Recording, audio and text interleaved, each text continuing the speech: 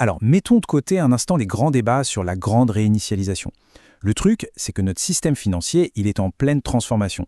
Ici, on n'est pas là pour faire de la politique, pas du tout. L'idée, c'est de donner des clés, des outils concrets pour comprendre ce qui se passe et surtout pour protéger son patrimoine. Imaginez, et si tout le système financier appuyait sur le bouton « Redémarrer », qu'est-ce qui se passerait? Comment on fait pour que la valeur qu'on a mis de côté, parfois pendant toute une vie, ne s'évapore pas du jour au lendemain? C'est exactement la question à laquelle on va répondre. On va voir les stratégies pour que son patrimoine traverse la tempête. Bon, allez, on plonge dans le vif du sujet. Parce que pour bien se protéger, la première étape, c'est de comprendre exactement contre quoi on se bat. Aujourd'hui, il y a 3 risques majeurs, vraiment majeurs, qui pèsent sur l'épargne. Il est absolument crucial de bien les avoir en tête. Le premier, et sans doute le plus connu, c'est l'inflation.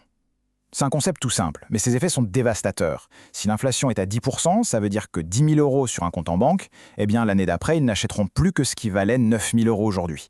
C'est une sorte de taxe, mais une taxe invisible, silencieuse, qui vient grignoter votre épargne année après année. Deuxième gros risque, la répression financière. Alors ça, c'est un terme qui peut faire un peu peur, mais en gros, c'est quoi? Ce sont toutes les mesures que peut prendre un État pour limiter notre liberté sur notre propre argent. On parle de blocage des retraits, de plafond sur les paiements, et souvent, l'objectif caché derrière tout ça, c'est de diriger de force l'épargne des gens vers le financement de la dette de l'État.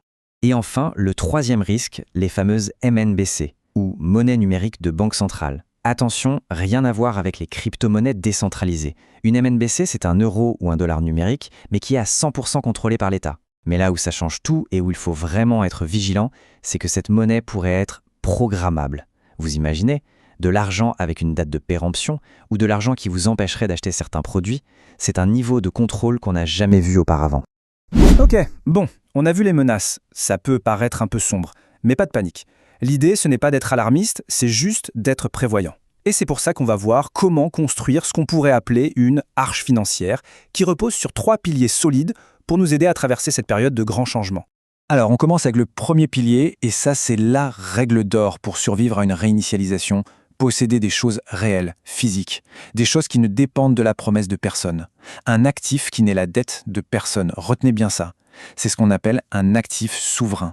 Et l'exemple parfait pour ça, c'est bien sûr l'or. Mais attention, il y a or et or.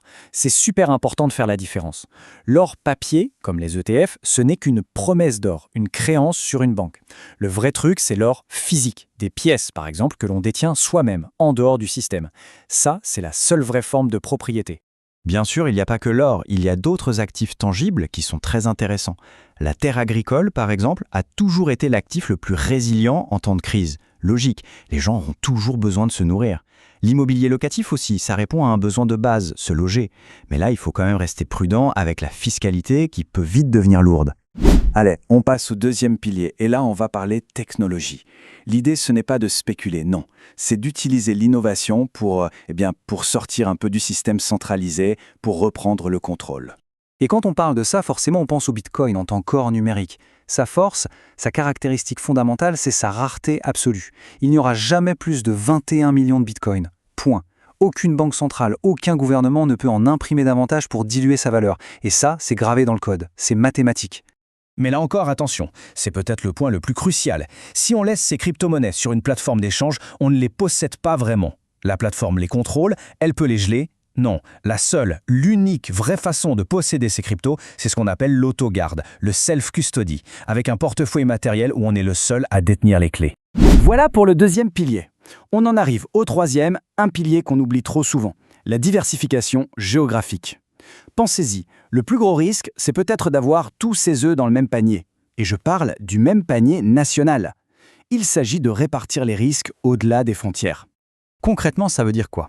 Vous vous souvenez de ce qui s'est passé à Chypre en 2013? Du jour au lendemain, hop, les comptes en banque ponctionnés. Ça, c'est un électrochoc qui nous rappelle pourquoi cette stratégie est vitale. Alors, on peut ouvrir un compte à l'étranger, en Suisse par exemple, c'est parfaitement légal si on le déclare. On peut aussi détenir d'autres monnaies fortes, comme le franc suisse, pour ne pas dépendre que de l'euro. Bon, on a vu les risques, on a vu les 3 piliers pour se protéger. Maintenant, ce qu'il faut, c'est un plan d'action, quelque chose de concret, de simple, qu'on peut commencer à appliquer dès maintenant. Alors, voilà un plan simple en 4 étapes. Premièrement, un fonds d'urgence, l'équivalent de 3 mois de dépenses, en liquide, disponible immédiatement. Deuxièmement, des actifs réels, une partie du patrimoine en or physique et en bitcoin, en autogarde bien sûr. Troisièmement, réduire ses dettes. Les dettes, c'est un piège mortel quand le système est instable. Et enfin, le quatrième point, qui est peut-être le plus fondamental du tous, l'auto-formation. Apprendre, comprendre. Parce que la connaissance, c'est le seul actif que personne ne pourra jamais nous enlever. Pour conclure, le système financier est en train de changer. C'est un fait, on ne peut pas l'ignorer. La question n'est pas d'avoir peur, mais d'être préparé. Au final, ceux qui s'en sortiront le mieux, ce sont ceux qui auront compris les règles du jeu avant qu'elles ne changent.